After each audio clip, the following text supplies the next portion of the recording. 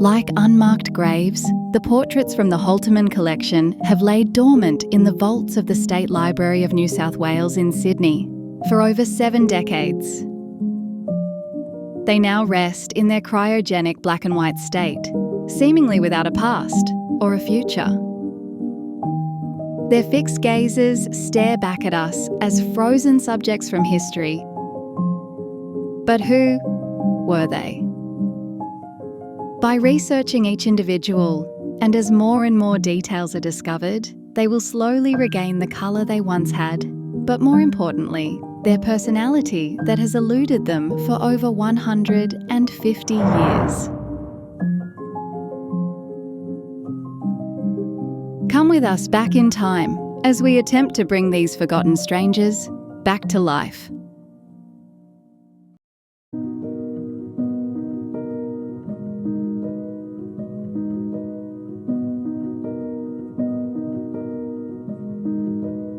If you were unaware that this picture was just one of hundreds of portraits taken of everyday people on the goldfields of New South Wales, and, in addition, if you were also further misled to believe that she was of royal blood, then it is easy to understand that this elegant woman, with her soft porcelain-like complexion and regal hairstyle, could also be mistaken as a duchess, or perhaps even a queen from some far-off European country. Of course, she was no duchess, or even a queen for that matter. She was otherwise just another stereotyped devoted wife and mother who had her portrait taken by Henry Beaufoy Merlin at Hill End in the winter of 1872. But this wasn't just any woman or portrait, and while she didn't carry any noble title, she was, however, Hill End royalty. And like Merlin, she only remained in Hill End for a brief time. So why then was this woman looked upon as royalty? And who was she? As we now know, the first step is to reverse the inscribed etching on the rear of the glass plate to reveal the subject's name. And this woman's name will be revealed a little later in the video. But for now, we can reveal that she was born on the 2nd of June 1844 in Southampton, England, to parents Captain Henry Foster, a sea captain, and Mary Ann Elizabeth Bingham. She was later baptised Louisa Eleanor Foster on the 15th of September 1844. And with this first development, a faint hint of the colour within begins to highlight her regal elegance. Just 3 months after her birth, her father, Captain Henry Foster, was preparing to depart the port of Vigo, Spain, as the commander of the Peninsular and Oriental Company steamer, the Royal Tar. He would not arrive at his destination. Captain Foster, newly promoted to the command of the Peninsular Royal Tar, died suddenly at sea, leaving a young wife and family in the deepest grief. Louisa's dad, Henry, died at sea of apoplexy, or a sudden stroke, just 1 hour after sailing from the port of Vigo when she was just 3 months old. It is presumed he was buried at sea. She would never know her father. By the time she had turned 4 years of age, Louisa's widowed mother Mary remarried, and between 1848 and 1863, she resides at various locations. One record states that she was living with her Aunt Louisa Foster, an unmarried schoolmistress, 130 kilometres northeast of London and 270 kilometres northeast of Southampton at Ipswich St Mary, the Elms, in Suffolk. She shares this residence with a teacher and numerous pupils, and also that of a cousin named Ada West.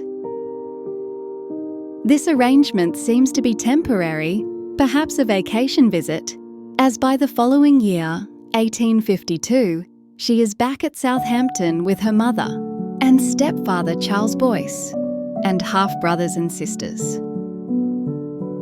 In 1863, at the age of 18 and 7 months, Louisa is presumably still living with her mother and stepfather, as she was 2 years earlier in the 1861 census, where they were living at Southampton.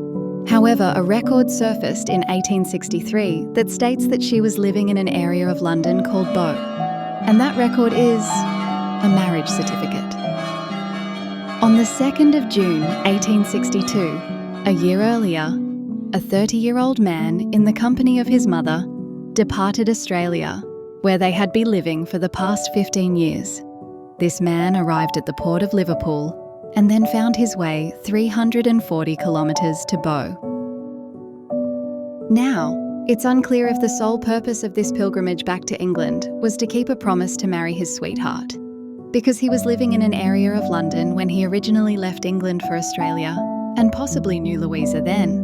However, it is unlikely that a romance existed at this point, as the gentleman was 18 years of age at the time, and Louisa was just 4. But it might also be possible that this may have been an agreement between two families in some bizarre, pre-arranged marriage. In a strange coincidence, Louisa's new mother-in-law Anne remarried while in Australia to a man named Henry John Forster, spelt with an R. Louisa's maiden name before this moment was Foster, without the R. Coincidence?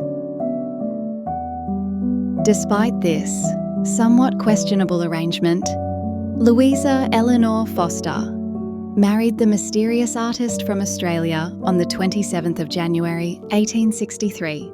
He was the son of an English chemist named Frederick Merlin, and his name was Henry Beaufoy Merlin. We can now reveal that A2824342 is now Mrs. Louisa Eleanor Merlin. And as her new husband, Mr. Beaufoy Merlin, was responsible for the vast majority of the photographs taken in Hill End between 1872 and 1873.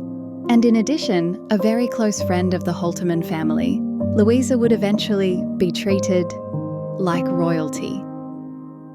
Your Excellencies, distinguished guests, ladies and gentlemen, I have the absolute honour in presenting to you Mr. and Mrs. Henry Beaufoy Merlin. At the time of their marriage, Louisa was still just 18 years of age, and Henry was already 33 and widely considered as middle age for this period. Was this true love? Or was it something that was possibly decided a long time before? Because it's difficult to understand that Merlin only arrived back in England in late 1862, then travelled 340 kilometres to London, fell in love with a girl 15 years younger than himself, had the permission to marry her in January the following year in 1863, and then back in Australia with her by July that same year.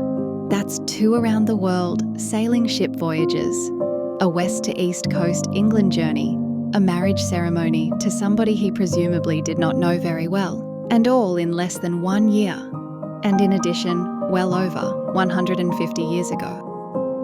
Despite the obvious age difference and the arrangements surrounding their unification, Louisa showed nothing but love, devotion, both in sickness and in health, but above all, loyalty to a man almost twice her age.